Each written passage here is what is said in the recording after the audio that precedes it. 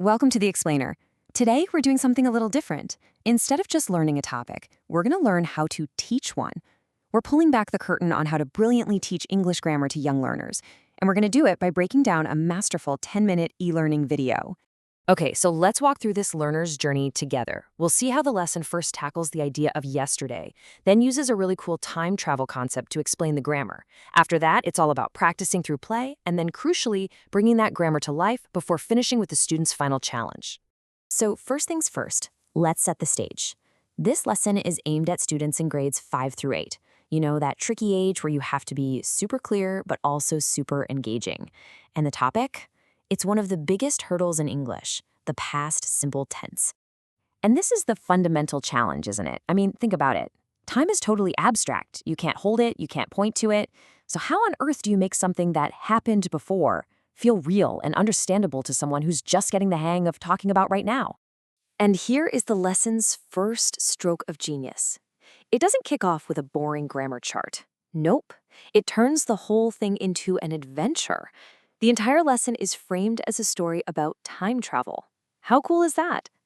The video keeps it simple, introducing the concept as just things that happened before. But to make that idea really stick, it uses this great time travel animation. It literally visually pulls the student from a now timeline to a yesterday timeline. All of a sudden, this abstract idea has a visual anchor. It makes sense. Now, the strategy here is really, really smart. They immediately split the concept into two clear paths. They're like, okay, here's the easy part, just add ed. And then they isolate the main problem, those dreaded irregular verbs that just don't follow the rules. This is great because it stops students from feeling totally overwhelmed right from the start. And the crucial point here is to show, not just tell. Instead of throwing a huge list of verbs at the kids, the lesson just focuses on a few really common examples like these. It makes the job of memorizing seem way more manageable and gives them words they can use right away. So you've introduced the concept, you've highlighted the tricky part.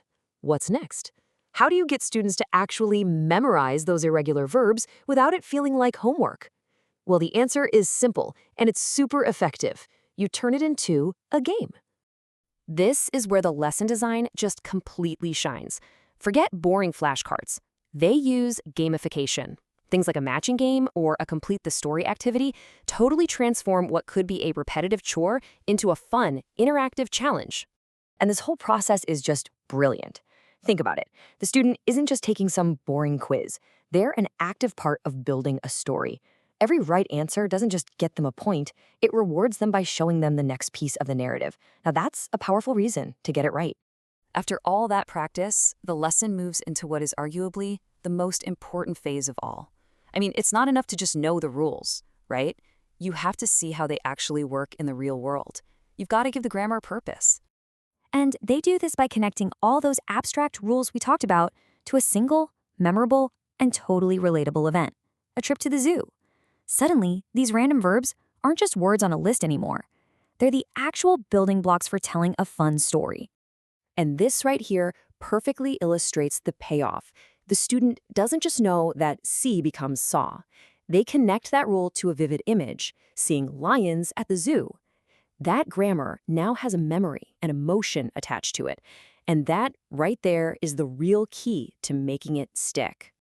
And finally, to really lock in all that learning, the lesson does something absolutely crucial. It empowers the student. It shifts them from being a passive viewer, just soaking up information, into an active creator who actually uses it. Just look at how personal and powerful this challenge is. It's not write 3 sentences using past tense. It's tell me about your life. It asks the student to take everything they just learned and apply it directly to their own world, making the grammar immediately useful and totally relevant. And this, of course, is the assessment. But it's an assessment that's kind of disguised as self-expression. By doing this one simple task, the student proves they've nailed the core objectives of the whole video. They can describe, they can narrate, and they can use the right forms. Mission accomplished.